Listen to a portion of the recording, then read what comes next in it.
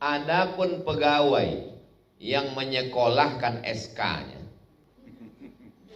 Karena sangat percaya dengan Bapak. Takut hilang. Adek takut hilang. Ambo termasuk disabui dosen bodoh. Sebab selama 10 tahun jadi PNS tidak pernah SK itu ambo sekolahkan. Jadi disabui, oh kalau begitu Ustadz orang kayo. Tidak, ambo orang biasa saja. Baca roh Ustadz Mambalioto, ambo pinjam juga ke bank. Tapi bank kok tidak ada bunganya. Bank apa namanya? Amak bank. Emak. Ambo kok Mambalioto bisa dijual galang rantai amak tu. Wah angko dari ketek menyusahkan sampai tua. Beko ambo bayar, ambo cicil. Jadi memang, jadi kalau ambo berceramah tu mana pede mana bu ya kau ceramah. Memang tidak pernah ambo sekolah. Jadi ambo tidak merasa berdosa dalam hati munafik tentang cerita ini. Tapi pengalaman ambo menjadi tim sosialisasi Badan Amil Zakat Nasional Provinsi. Masuk kantor, keluar kantor ambo sampaikan, bayarlah zakat, bayar. Kami kok tidak bergaji lagi, bu ya, kecek pegawai di kantor-kantor dinas. Kami menandatangani saja, kami fakir miskin kami kok. Gak sado gaji kami lah diambil dek bank. Jadi kalau tertawan SK itu dan masih berkecimpung dengan riba, dua caranya. Yang pertama, lunasi dengan cara dibom dengan bayar. Apa aset yang bisa dijual? Jadi kalau tanah banyak, jual satu untuk meredam murka Allah, tutup. Dibom. Ambo tidak bisa bom kau ya. Kalau ambo bom kau meledak sadonya. Hiroshima Nagasaki kau habis sadonya. Tidak ada satupun aset yang bisa menutupi. Maka lunasi saja sampai lunas karena darurat. Setelah itu jangan mulai lagi membuka pintu riba. Itu saja cara, dua cara. Kalau ada aset yang bisa dijual untuk menutupi, tutupi, lunasi. Tapi kalau tidak ada, tidak boleh menjual rumah karena rumah adalah kebutuhan pokok. Makanan, tempat tinggal itu pokok, tak boleh dijual. Lunasi saja. Setelah itu, jangan gara-gara sudah mengaji lalu kemudian tak mau membayar. Ini banyak juga ini. Bapak tak bayar, riba.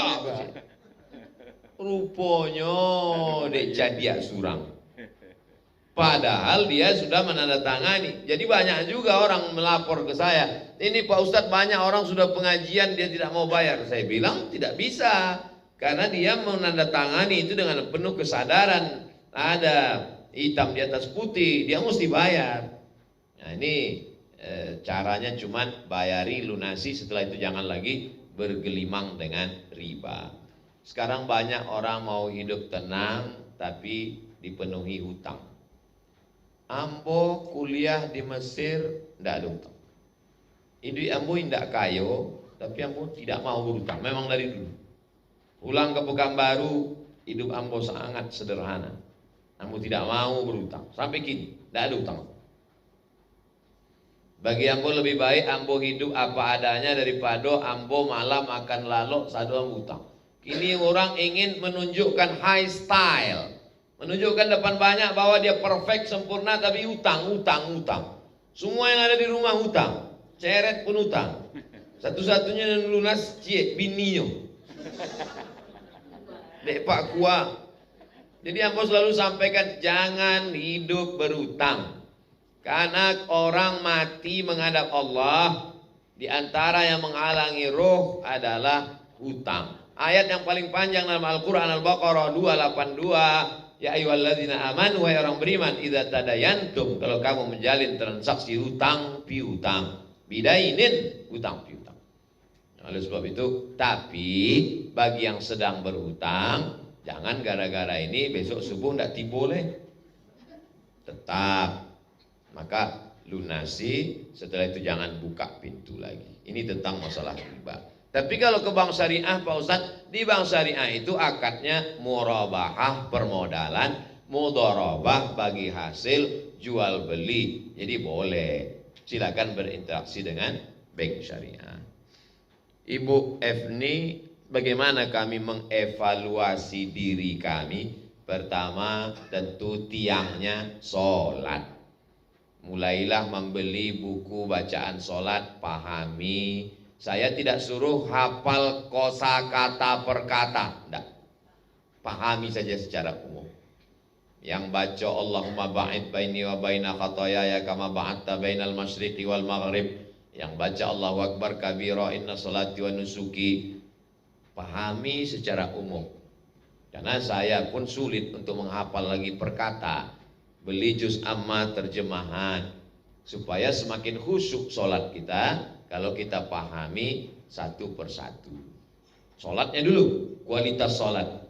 Lalu kemudian besok kita akan bahas panjang lebar tentang ibadah-ibadah. Besok pertemuan yang kedua, ibadah-ibadah saya bahaskan satu-satu. Ini secara umum dulu.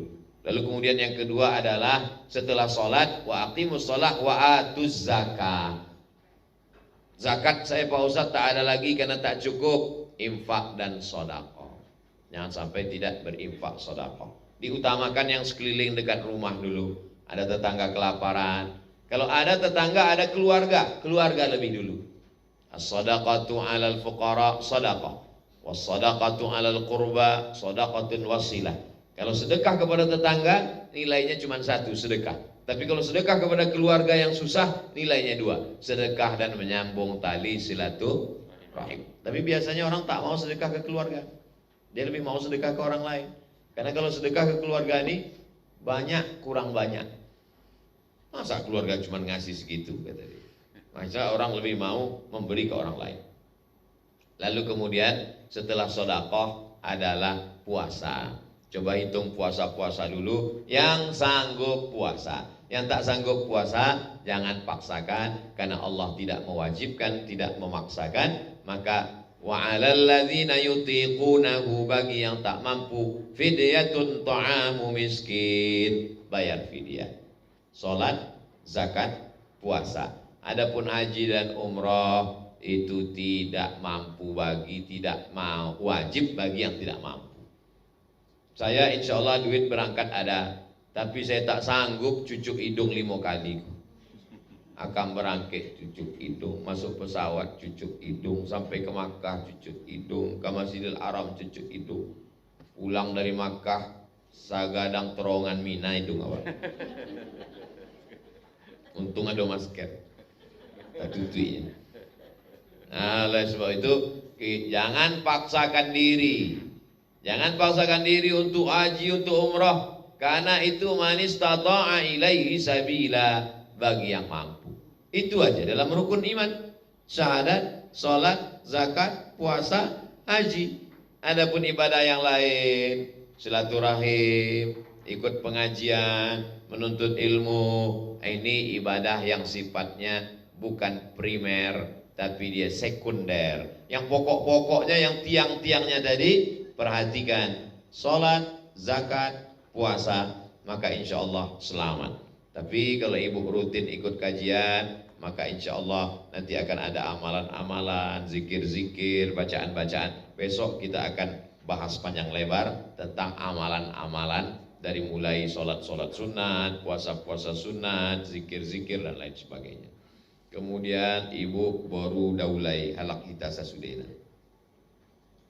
Bagaimana tandanya bahwa amal kita itu diterima Allah, Pak Ustaz? Kalau kita baca tafsir Fakhruddin Ar-Razi, namanya tafsir Mafatih Al-Ghaib, namanya tafsir Al-Kabir.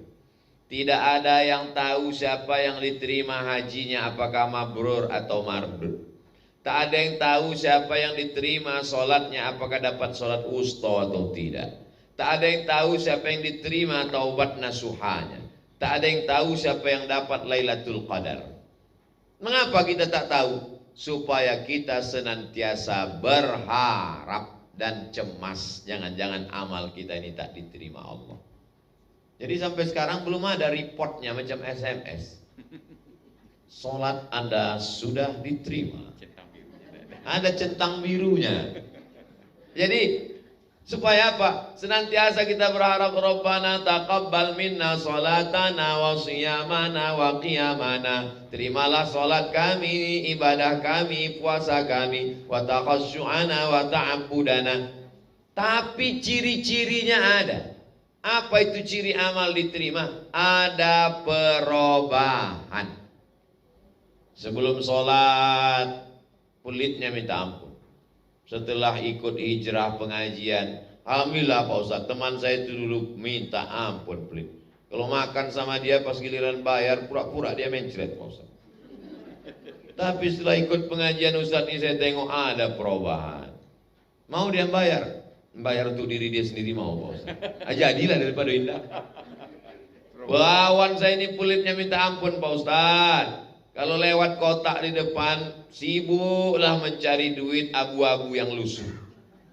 Tapi begitu udah ikut pengajian Ustadz ada perubahan. Dulu 2000 Pak Ustadz, sekarang 2500. Ada perubahan. Dulu sebelum mengaji, sebelum sholat, sebelum puasa sunat, cakapnya kasar Pak Ustadz. Minta ampun, macam kukuran kelapa. Yang paling tajam, lebih tajam daripada pisau, daripada silet kukuran kelapa. Kenapa begitu? Kukuran kelapa tuh sudah habis pun kelapa tuh, tinggal batok kelapa, berputar juga dia. Tak mau tahu dia hati kita udah hancur, redam. Bak kaca jatuh ke batu, dibantainya juga.